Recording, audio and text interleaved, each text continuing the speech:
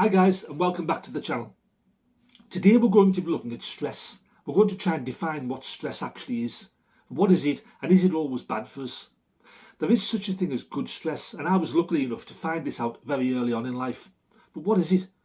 Good stress is actually manageable stress. You know and you're familiar with what the root cause is. A good example might be striving to meet a work demand. So your boss has given you something to do, you know it's within your comfort zone, it's within your core skills, and you can get it done on time. You know what the root cause is, you also know it's not going away without solving it, without getting the job done. Now, even though the challenge might be demanding, it's achievable, it's within your comfort zone. Good stress. Personally, I liked working like this when I was at work. I loved having lots to do as long as it was manageable. Good stress can be positive. It can make you feel useful and worthy.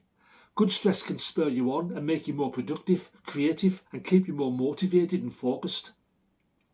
But when does good stress turn to bad stress? The answer is very simple. Your mind and your body will tell you. Think about it like this. Stress is simply unresolved issues. But as we discussed with good stress, we know that the root causes are manageable and they can be positive. Bad stress is the opposite. This is when your unresolved issues become a threat, a challenge that you can't meet.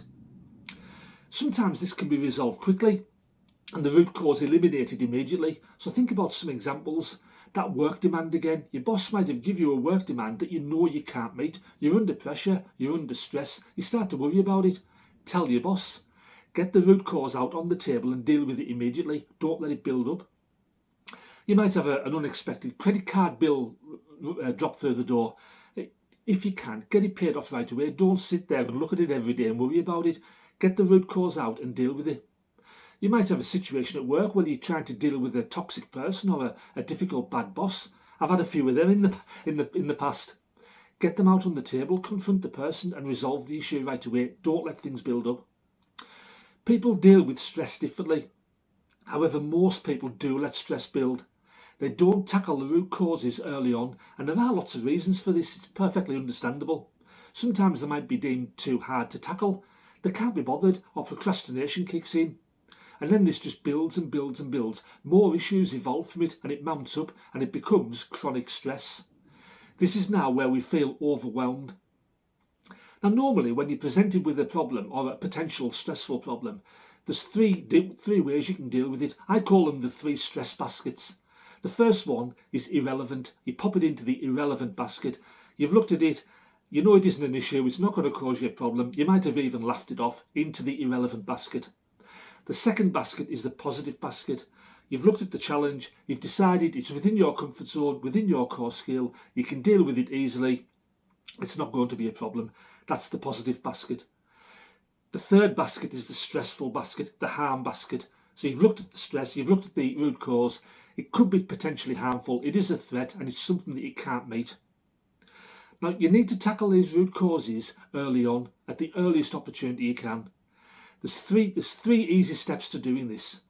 Identify the root cause, which is easy to do. Own it. So you take it, you own it, it is yours. You don't brush it under the proverbial carpet, which is just going to let things build up, and then you deal with it.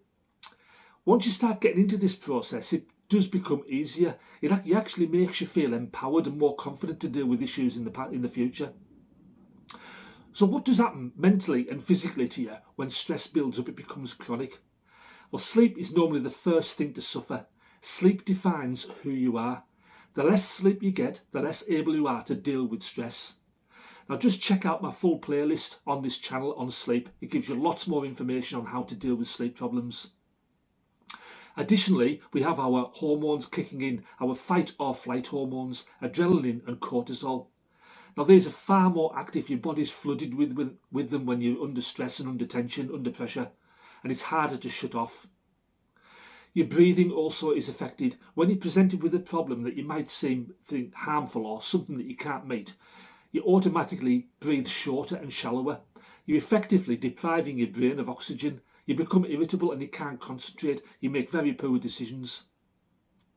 This tension builds, and it also builds with regards to your body, what happens inside your body, not just your brain. Your heart rate and your blood pressure go up. You might suffer from panic attacks, mild or severe. You feel overwhelmed. You weakened your immune system as well, which leaves you susceptible to illness and disease. So now we've dealt with what stress actually is. In the next video, we're going to look at how to deal with stress and then follow on with how to prevent it. All right, I hope that was useful and helpful. I'll catch you in the next slide. Bye bye for now.